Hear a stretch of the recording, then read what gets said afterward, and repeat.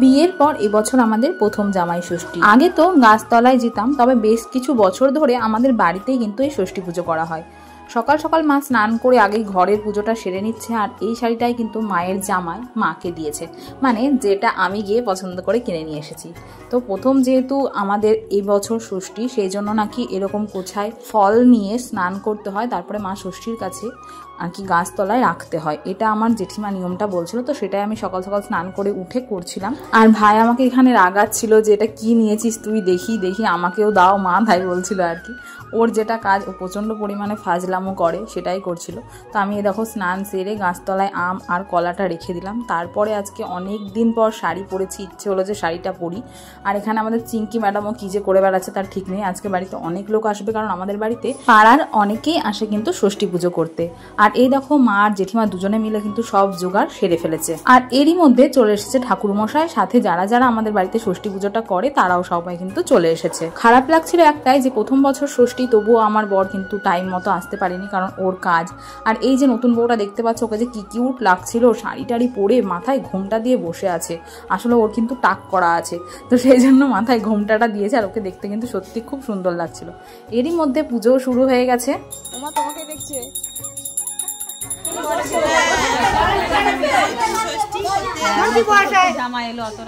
আর এই দুই দিদির কিন্তু এবছর প্রথম বাচ্চা হয়েছে। প্রথম ছেলে মেয়ে হলে কিন্তু যে ষষ্ঠীটা ধরা হয় সেটাই হচ্ছিল আর কি। তো ওদের নিয়ম আছে এরকম, দইয়ের ভার নাকি মাথায় নিতে হয়, আর 5 জন কি 7 জন 9 জন সদবা মিলে ধরতে হয়। তো সেটা এখানে করা হচ্ছিল দুজনের। আগে তো আমরা সবাই মিলে ষষ্ঠী তলায় যেতাম, তবে যে পরিমাণ ভিড় হয় ওখানে, আর গরমও লাগে।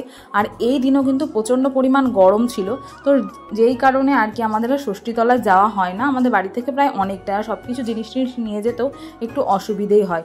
তারপর থেকে কিন্তু আমার জেঠিমা বাড়িতেই এই ষষ্ঠী পুজোর প্রচলন করেছে। আমাদের বাড়িতে একটা বট গাছও ছিল, তবে ওটা যাই হোক অন্য একজনের বাড়িতে দেওয়া হয়েছে, তারপর থেকে আর নিয়ে আসাটা হয়নি।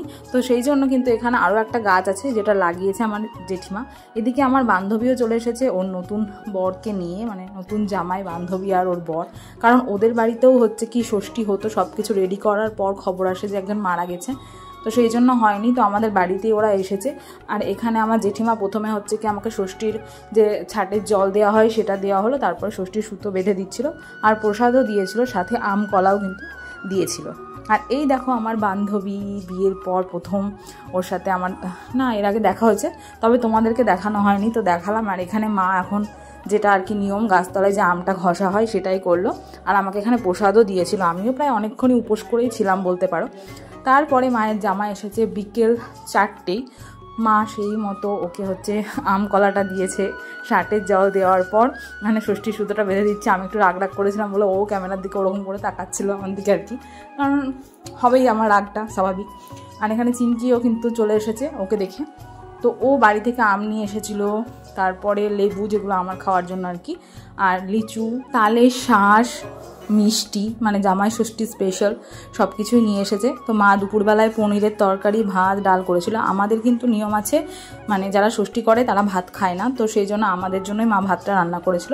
তো রাতের ডিনারে কিন্তু স্পেশালভাবে এই যে কাবলি ছোলার ঘুগনি, পনির, সিময়ের পায়েস, আম আর রুটি করা হয়েছিল ওর জন্য, কারণ ও লুচি খেতে অতটা পছন্দ করে না, আর ছিল মিষ্টি। তো এভাবেই আমরা আমাদের প্রথম জামাই ষষ্ঠীটা কাটিয়েছিলাম।